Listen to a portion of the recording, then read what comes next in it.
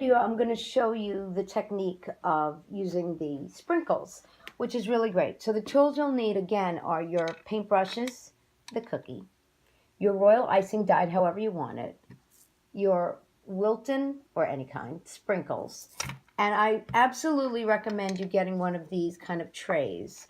And you'll notice the lip, because once you go like this to your cookie and you have excess sprinkles, you can like do this, and then eventually you're going to pour it back into the bottle so you don't waste.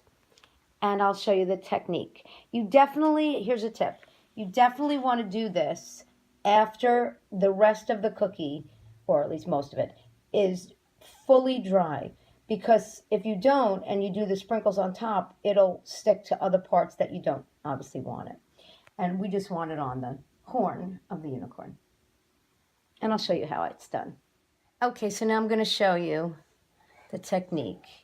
And honestly, it's the same as before, meaning the flooding technique. And you want to go all the way up to the cookie line that you've already done, the white, let's say. And that heavy breathing in the background is my bulldog, Mr. Bentley. He's very excited. As soon as he hears my KitchenAid come out, he knows he's about to get a cookie. Yeah.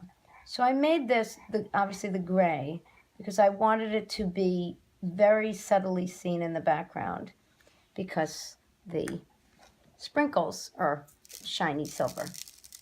So you just do that and do as much as you want, and then shake it off.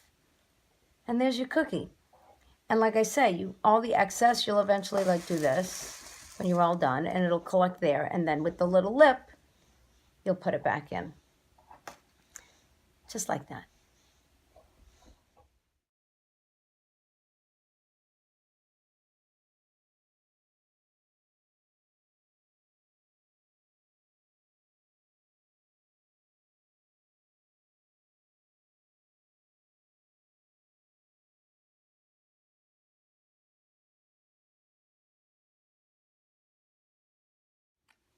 So I just wanted you to see me finishing the other leg.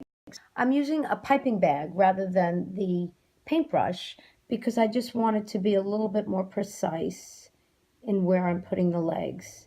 So I'm basically going to leave a little of the cookie actually exposed, so you can see that it's a leg.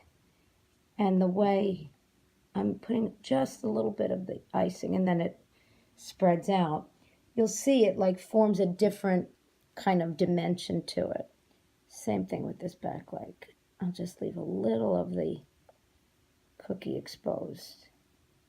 And I just go right up until where the other white part was already dry.